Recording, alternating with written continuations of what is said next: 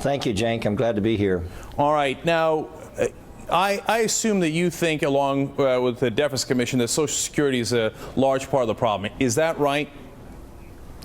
Well, I think government spending in general is a large part of the problem. Government has grown to the extent that it's overwhelming so much of the private sector. You know, deficits are not just an academic thing. Any deficit is money that would have otherwise been available to the private sector in some form, whether it's loans from the Federal Reserve or whether it's Treasury notes being issued in some other direction. The reality is that the deficits are real. They add to the debt every year, and we're about between somewhere 13 to 14 trillion dollars in debt.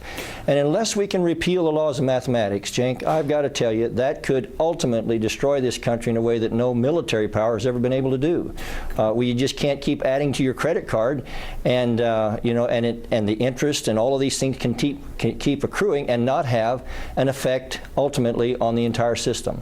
Congressman, you know, right now, spending money on jobs and stimulus might be a better idea than trying to cut the deficit. And so people can argue about that, and I heard your position on that. But overall, I'm a deficit hawk, too. I don't want out-of-control spending. So then I assume as a deficit hawk, you also want to cut defense spending, and you want to raise taxes on the rich, right?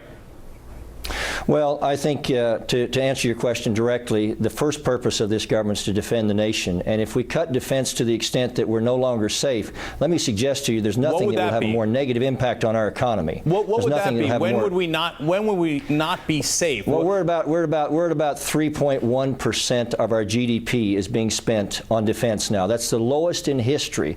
And I would suggest to you that with Iran on the brink of potentially gaining a nuclear weapons capability, with the potential of starting a nuclear weapons race in the Middle East as a result of that, this president has shown a provocative weakness to the whole world.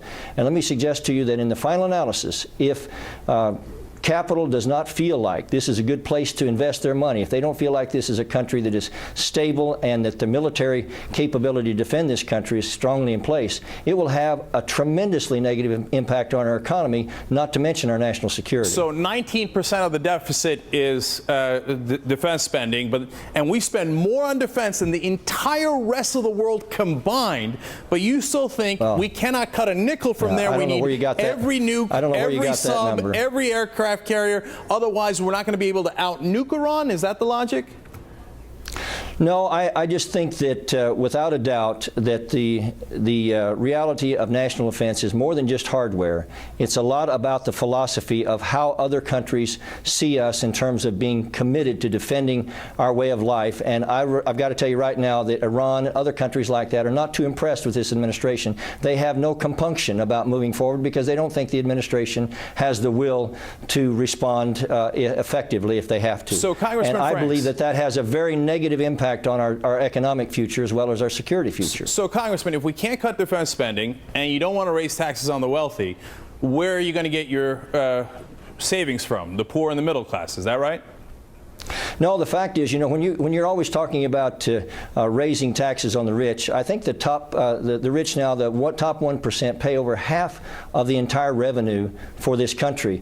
And you don't realize that if you destroy those who have capital, you absolutely devastate those that are trying to get jobs. And the fundamental economic analysis is that productivity is what matters. And working and having jobs and producing goods and services, that's what ultimately not only meets the needs of this country economically, but it also provides the excess that is used to pay the taxes that keep this government running, whether it's for the Defense Department or whether it's for Medicare or Social Security or any of those things. And this administration thinks that government can repeal the laws of mathematics by continuing to go deeper and deeper in debt. And I will tell you that the day will come when that will backfire on us in the most horrifying way imaginable. Congressman Franks, last question for you. You know, you say about historical accuracy and math, etc., but in our great expansion in the 50 years between Truman and basically George W. Bush, and Reagan, I should say, we had the highest marginal tax rate between 70 and 90%, and that was when America was greatest. And George W. Bush came in and cut taxes for the wealthiest Americans, and our economy exploded. So how does that make any sense? Our economy did go up immediately for a time, and the reality is exploded that as in got destroyed. Yeah, I know that's probably what you meant, but you look at when Ronald Reagan reduced marginal tax rates, we had the greatest peacetime expansion in the history of this country. You can't get away from that. The reality is every time we have reduced marginal tax rates, the deficits have been reduced and revenues to government have increased. It's about productivity. That's the thing that liberals don't understand, is that if nobody's working, nothing else is going to work either. All right. I don't believe we agree on the facts, so hopefully somebody will look them up and tell us which one is right about productivity and deficit spending. Congressman Trent, thanks from Arizona. Thank you, sir.